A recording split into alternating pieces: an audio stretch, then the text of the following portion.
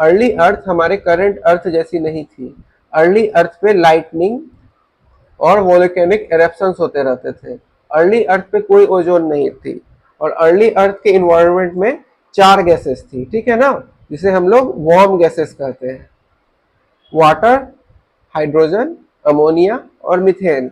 ये warm gases को आप याद रखना, क्योंकि ये वार्म गैसेस आगे मिलर्स के एक्सपेरिमेंट में भी आएगा।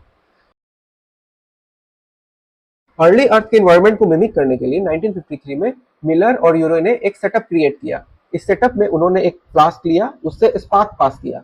स्पार्क जो है वो अर्ली अर्थ के लाइटनिंग को इंडिकेट कर रहा था, लाइटनिंग और वोल्केनिक इरप्शंस को इंडिकेट कर रहा था। उन्होंने अर्ली अर्थ के एनवायरनमेंट में जो गैसेस प्रेजेंट थी, जो कि मैंने अभी बताया, वही गैसेस ली, वाटर, हाइड्रोजन, अमोनिया और मीथेन। और उन्होंने एक सेटअप क्रिएट किया, जैसा कि आपको इस डायग्राम में दिख रहा है।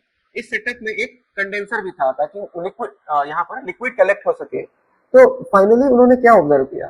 फाइनली उन्होंने ऑब्जर्व किया कि ये लाइटनिंग वगैरह पास करने के बाद 1 हफ्ते के बाद वो जो कंडेंसर का पानी है यहाँ पर, इस पानी का कलर पिंक हो गया है।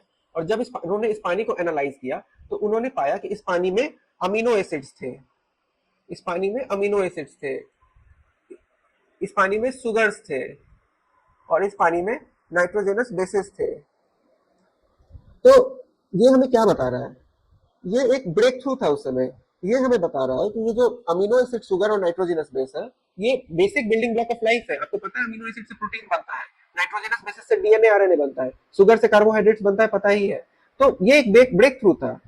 इस बात से ये पता चली कि जो सिंपल गैसेस उस समय हमारे एनवायरनमेंट में थी, कौन सी simple gases? Hydrogen, water vapour, ammonia और मीथेन, वो अर्थ लाइक कंडीशन में ये सारे ऑर्गेनिक मॉलिक्यूल्स का फॉर्मेशन कर रही थी। और यही ऑर्गेनिक मॉलिक्यूल्स आगे चल के सेल बनाते हैं। और ये ऑर्गेनिक मॉलिक्यूल